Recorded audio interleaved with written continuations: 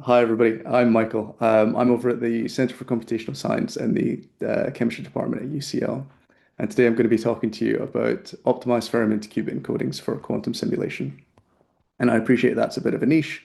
So I'm going to start by talking about what this is and why it's important.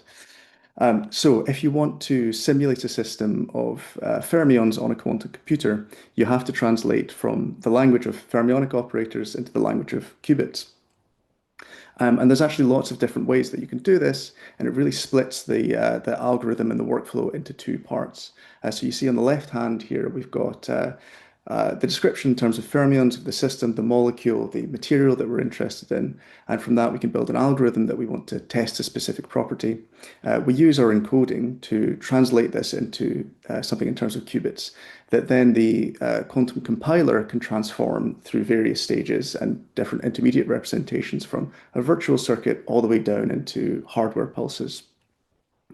But because this encoding stage happens quite early, encoding influences everything downstream of it. Um, Most commonly, people just use the simplest one. It's called the Jordan-Wigner encoding, and it's based on, a paper from more than 80 years ago now. And it's very simple to understand and it's very straightforward to use. So that's what people default to, including most of the sort of existing quantum software development kits that are out there. But there are actually many, many different encodings, and they have different properties. And even within a single encoding, there's m factorial possible enumerations of the encoding, where m is the number of fermions or the number of modes for fermions in your system. So this grows very, very quickly. And the result of this is that people get much worse results than they really need to get because standard encodings perform poorly. So this kind of this prompted a problem for me when I was trying to do my own simulations to do with chemistry on these fermionic systems. It's very, very simple to perform compilation of quantum circuits after they're in this qubit language. But it's much harder to do the encoding stage. So I wanted to make encoding as straightforward as compiling circuits. There's some examples here from, some of the most commonly used quantum software development kits, quantum tools that people have. So, compiler.transpile, very straightforward interface, very easy language to understand. And all you really need to supply is the circuit you want to compile and the backend that you want to target to the QPU. And with that, you get a really easy sort of Python interface for scientists to use. It's very similar to how you might use a classical compiler. You don't need to know how the sausage gets made. You've got sensible defaults and you get near optimal results for a broad range of different inputs. And of course, you can take these and you can provide more information or you can do more optimization with whatever output you get. So I wanted to provide a tool that gives you some of those benefits when it comes to encoding. So this package that I work on is called Fermion with two R's. And the intention here is that it sort of provides this bridge between those two different parts of the pipeline. So you can do some quantum chemistry calculations with the common packages there. You build a Hamiltonian representation, and then you just run this simple, dot encode. Again, that Jordan-Wigner encoding is the most common one that people will use, even though there are, very many sort of complex and intricate ones that have been developed. Even in recent publications and recent work, mostly people still just use this one. So you can simply run something like this, and you get an optimized encoding that's going to give you, a high quality result. So what we provide is standard and user-defined encodings. So you can get some of that usability of adding additional information about the system if you want to. You can encode full Hamiltonians or individual operators. And of course, you can decode measurements that you make from your quantum computer back to states that describe that fermionic system in the first place. And you can get both encoding and Hamiltonian optimizations. So one thing that I've kind of elided over a little bit there during that process is that there are actually some hard requirements on how this can be done usefully. I'm talking in terms of performance. There are two different metrics that we need to think of in terms of performance. Firstly, you can look on the left-hand side. You don't need to worry too much about what these axes are, but there are different cost functions that you can use to measure an encoding's performance. And bottom left is better and top right is worse. So top right, you see this red diamond, which gives you the naive or the sort of unoptimized encoding that most people would use. I should say this for a water molecule. And on bottom left, you can see the result that we get. So we reduce both of these cost functions quite significantly. And the cost of doing it in terms of the sort of classical compute that you need to put into it is really pretty minimal. So for this system, it takes less than a second. And for qubits numbering in up to 100, it takes less than 10 seconds. I should say about 100 qubits would be probably the biggest quantum simulation that anybody has done to date. I don't think anybody has actually done over 100.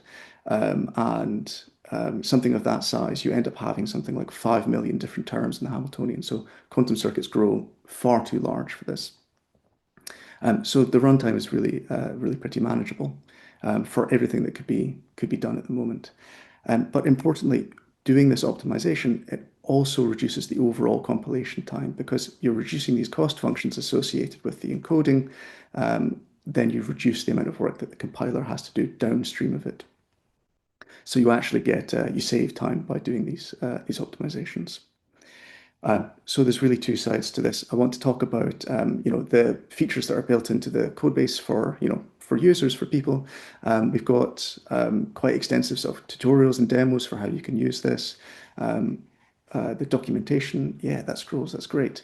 It hopefully should be pretty clear. And if you want to know how you can use these encodings for your own calculations, or if you want to learn something about quantum computing and chemistry simulation, then hopefully this is a good place to start.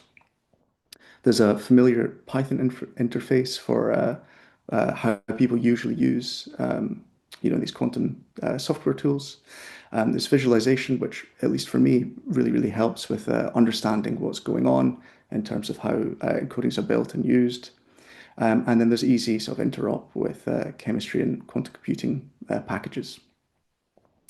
So that's for people. How about for machines? As I said, it has to be performant. So Rust is a really good language for doing this, using things like Rayon for parallelism, TinyVec for sparse operators, bit packing for dense operators, and then some built-in benchmarking in CI, because we really do see this sort of performance as being a required feature of the tool for it to be useful.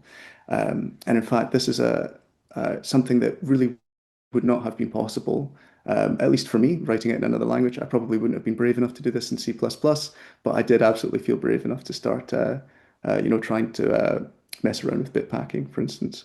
And because quantum computers are really limited in the amount of qubits we have, if you have more than 128 qubits that you're working with at the same time, that would be an enormous calculation. So you get a lot of benefit, at least for the time being, and doing these sort of targeted performance optimizations.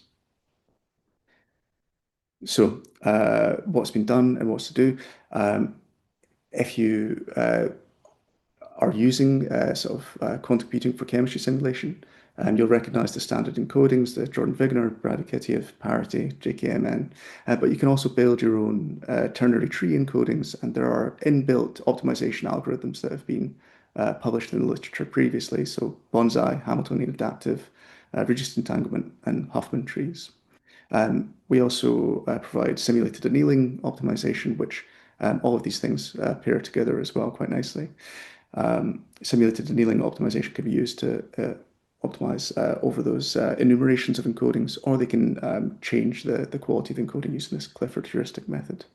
The last thing that I'd like to add into this is the class of encodings called Brady-Kitiev superfast encodings, which is a different class, a different family of them, and is more applicable for sort of longer term as quantum computing develops.